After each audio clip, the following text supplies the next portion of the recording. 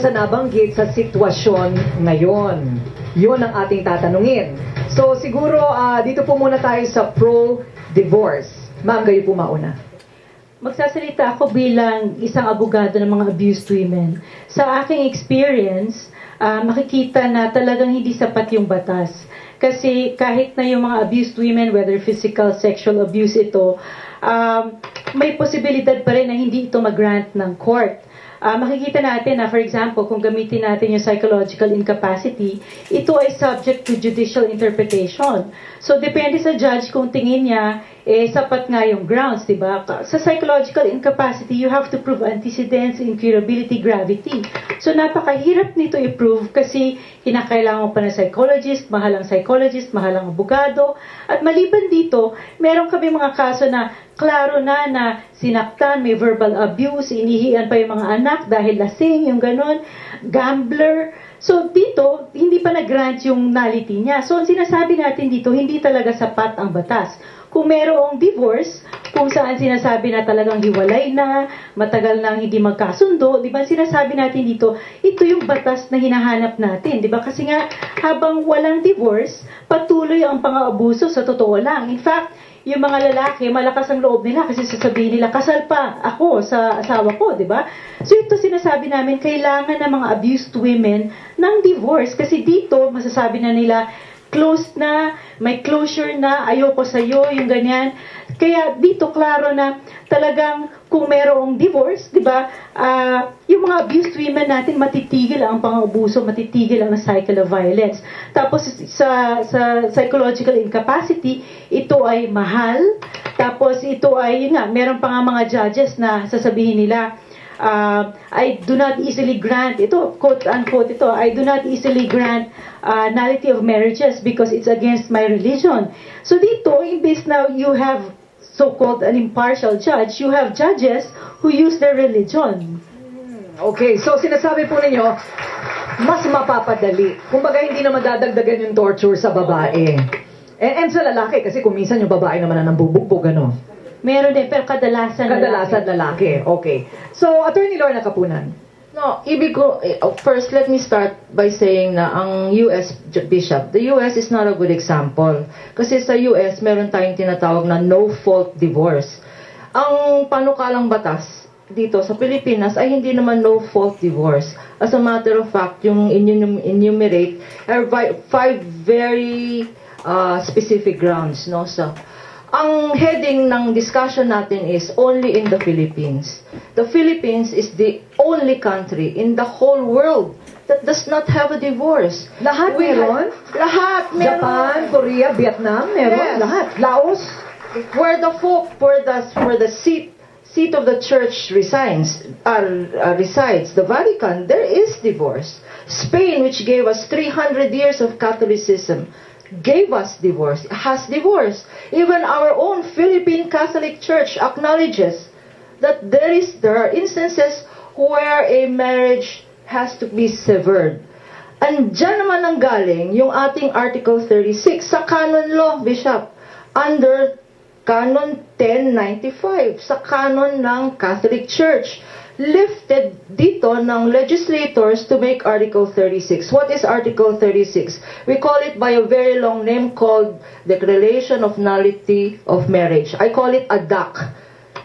If it talks like a duck, walks like a duck, and smells like a duck, it is a duck. So it is divorce. Kasi pag tignan natin kung ano yung consequences ng Article 36, psychological incapacity, number 1, the marriage bonds are severed, same as divorce.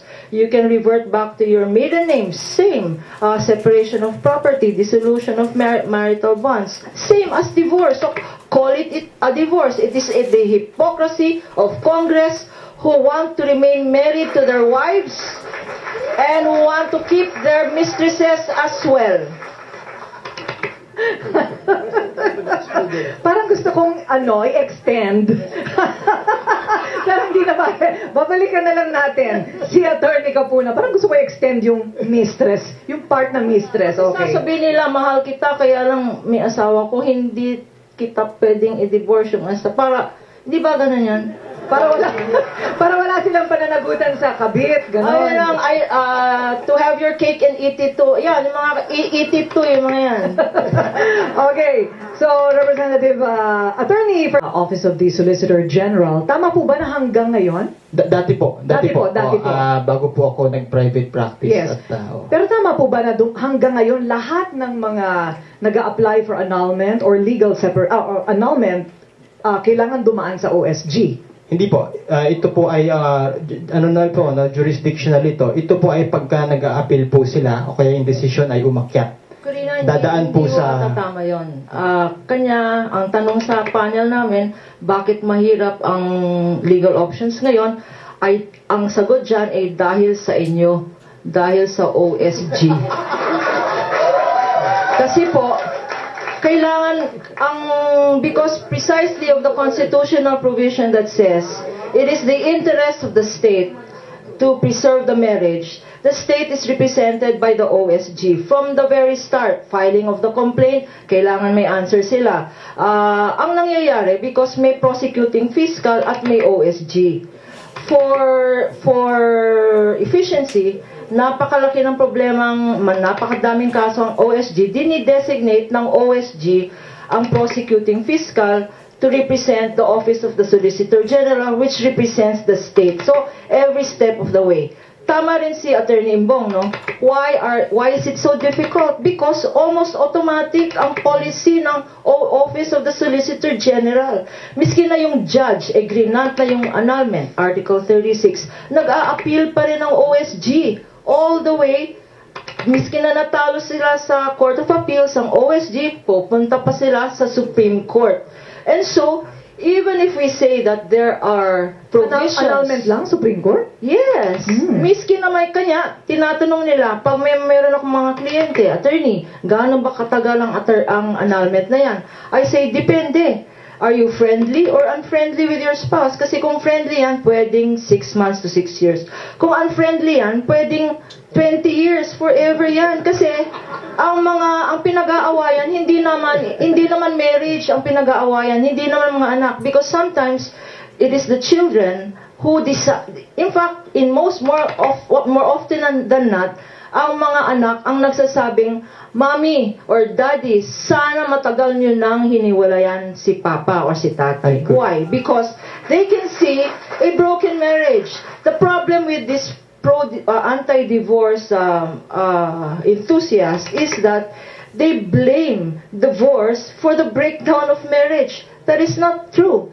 It is not divorce that breaks down marriage. It is precisely divorce that sanctifies. It is divorce that preserves the institution called marriage. When there is no more marriage, when husband and wife have lost respect, when the children do not respect their parents, when there is no love anymore, what institution of marriage is there to protect? Attorney Imbong, ano po ba talagang